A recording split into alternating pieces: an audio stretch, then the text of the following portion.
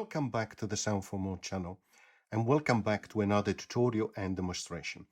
Today I have the pleasure to introduce you to sessions from Open Planet software.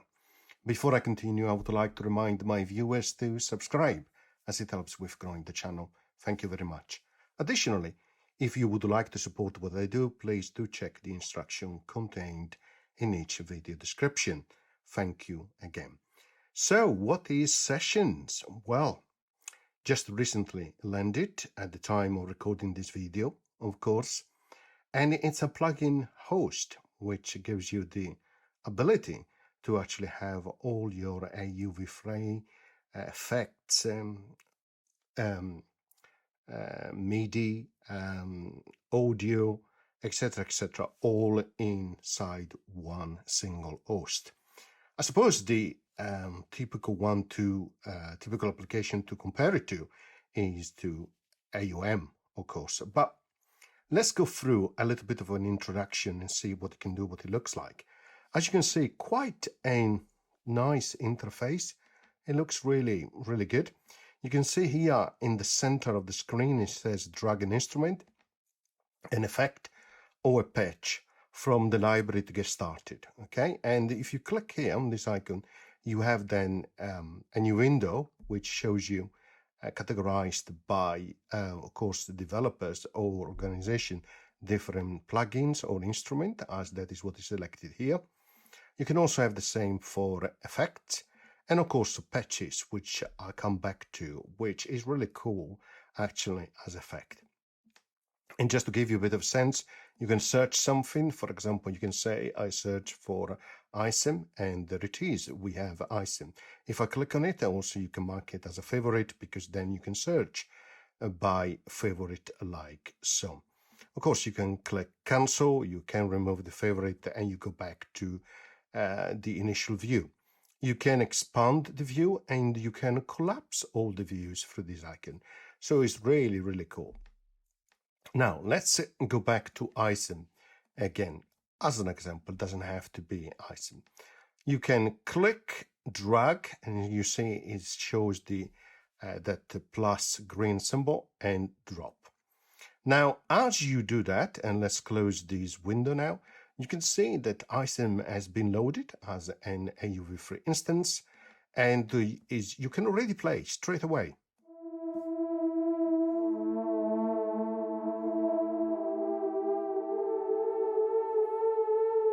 So you don't have to connect the keyboard, you don't have to do anything, and it's really, really straightforward. You can see here typical control in terms of the name. You can mute it, you can solo it. Here you have the, of course, in decibel, the volume or level, pan as well, and then the output, which is directed to scene output, which you can see here as an overall output. You can click on MIDI filter here, and you have access to what is the input port, which you can change. Of course, you can have the channel, filtering by channel, by note range as well, velocity range. You can transpose it up and down. And I really like this. You have allow sustain pedal, yes or no. And the same, of course, on pitch bend, the modulation wheel, which you can also see in AUM. But I like this one in terms of allow sustain pedal. And of course, you have a button to reset. Now, at the bottom here, you find a keyboard. Of course, you can move up, move down. You can expand in, up and down. You can zoom out, zoom in. So a lot of different things that you can do. And it works really well. But of course, you can use an external MIDI controller if you wish. Now, another cool feature here, if you click on this button, you can see the always recording on. So everything I've been playing, so if I press here,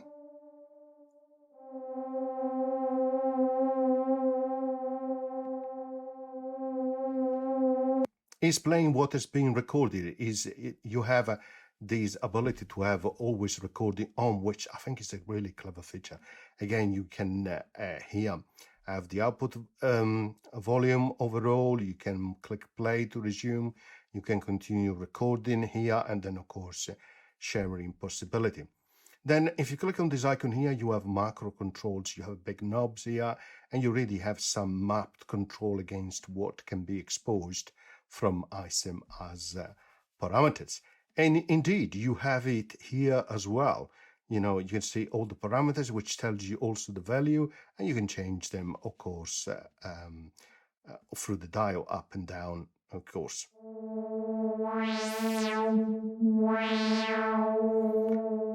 Really nice. Here you have a view, so you can close it here with the X if you wish so.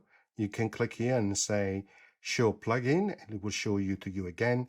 You can change the type of view like so. You can therefore change and maximize it, minimize it, etc. You have different options to show the plugin. I like this one because it shows you these additional controls. Okay. Now, one thing I also really like is if you click here again, you can go inside the widget builder.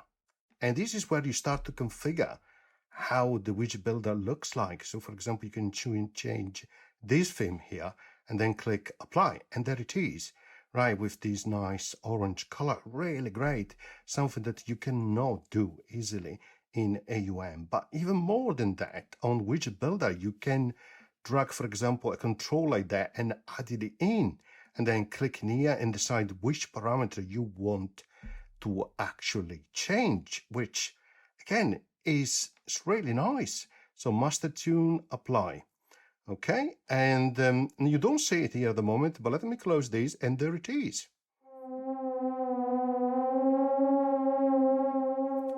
So I can change the master tuning now.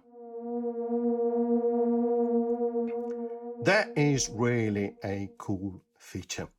Additional here, if you click on the plus sign, you can add auxiliary output up to 8, as you can see here. And then you can click where it says no auxiliary. You can set it post fader, pre-fader. You can create at this point the auxiliary channel, right, like so, which will appear here.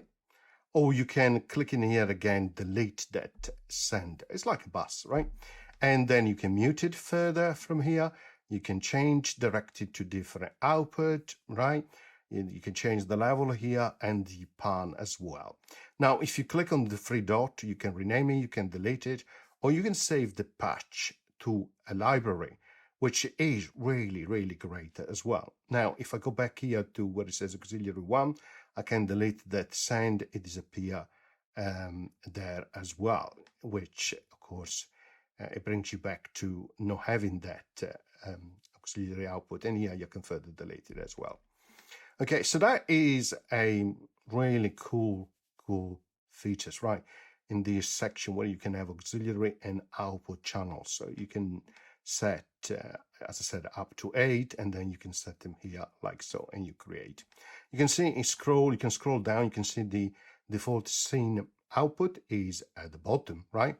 So you can redirect accordingly. But the other thing you can also do, bring up here the list of instruments. You can go to effects, and then you can say search, for example, and you can drag now and drop an effect like so against, for example, that auxiliary channels or output, and that's great, right?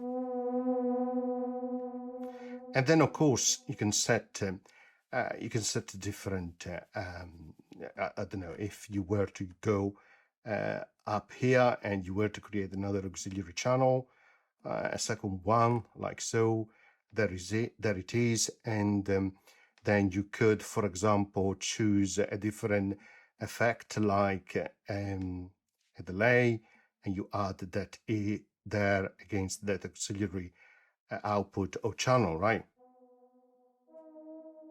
Now, you don't hear it very well because it's the type of preset which at the moment is in operation. So if you go here, show the plugin again, let's change, let's click load, and let's maximize these and load, for example, a bass or a keyboard.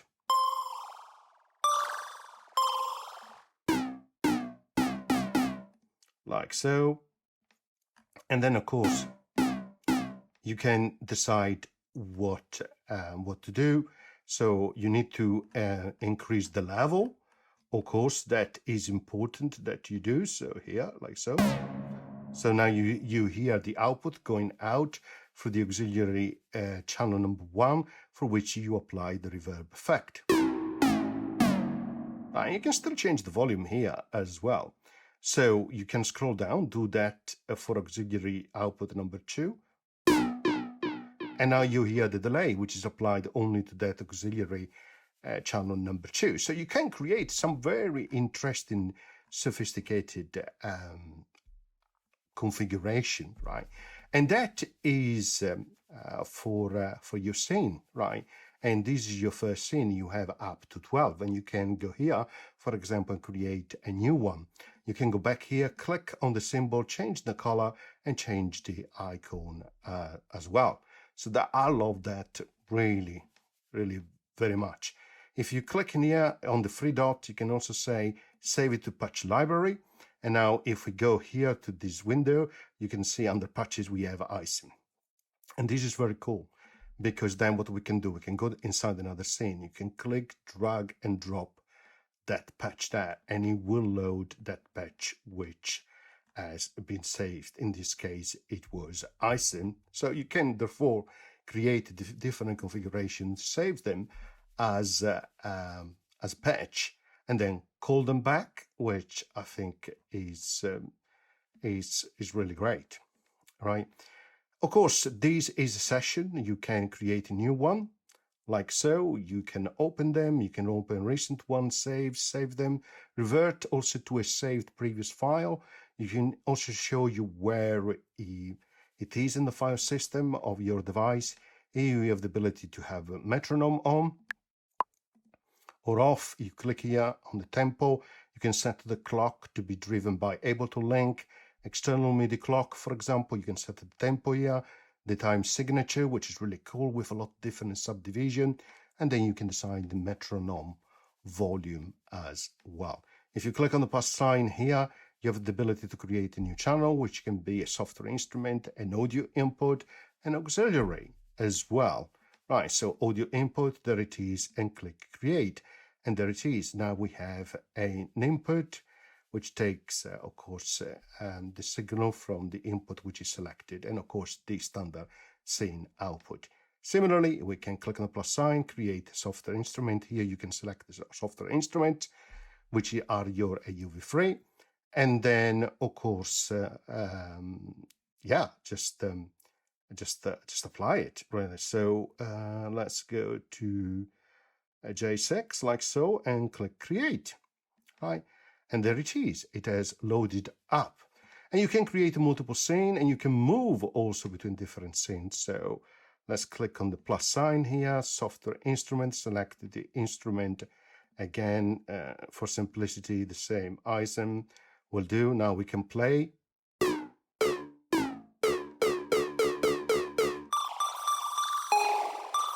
And then we can move to the previous one. You can move between the different scenes. Seamlessly, it takes that into account really well. You can further record session here. It will start to play. Sorry, as you play, it will start to record, and then you stop, and it will save on a folder, which you can click on the folder and then get it played, exported, bring it to another application, etc., etc. Undo here, click on the 3 dot, and you can clear the scene like so. That scene which is selected, of course. You can reset any macro mappings that you have done. Remember, you have macros buttons here, which you can set. You can go inside your plugin manager, which you can enable, disable, or the plugin, rescan here as well. A lot of different options, really. And then finally, you can go inside settings. Here you can change the appearance of the display. For example, if you want a light, dark system, how you group the plugins, the views, some setting for audios in terms of your output device, sample rate, metronome, MIDI as well, what is enabled or not in terms of MIDI input devices, Bluetooth as well. So we have that support as well. Controllers, so this is where you can set, you can do your mappings, which is really, really good, right? So you can map against macro, against your controller, etc. You can do learn MIDI as well. And finally, on recording here, you can say, well, okay, on the what is the recording format, the file format, the sample rate, but also some option for the always on recorder, which I show you here at the bottom of the screen. So if we auto resume, yes or no as you play, if we start the application launch, yes or no, the duration, and so in this case by default 5 minutes, and if it auto resume audio, threshold, so you can set a threshold for that, for auto resuming. So it's really great. It works really nicely, and I look forward to to see how these evolve really. But hey, it's fantastic. It's really easy to use. That's what the first impression compared to others. By the way, here you can create folders as well, like so, and then inside you can create subfolders as well. So it works really well on that as well. So, but yeah, it's I really love the versatility and how easy it is to actually move around between the different AUv3 artifacts, different output in terms of auxiliary channels and applying different effects. So yeah, it's going to be an interesting journey in terms of having an alternative, for example, to AUM.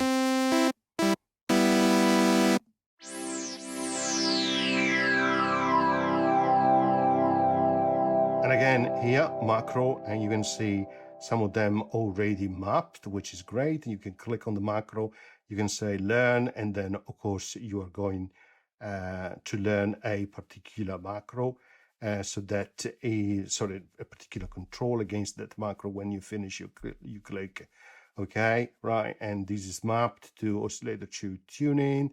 You can delete the mapping, learn a new one, and you can set minimal and maximum ranges as well, which is really good for the macro, but also for the target parameter, which is again, it's really well done. So I really love that. And then of course you can play with them, right? You can see up and down, and this is moving up and down because I mapped against that particular control inside J6.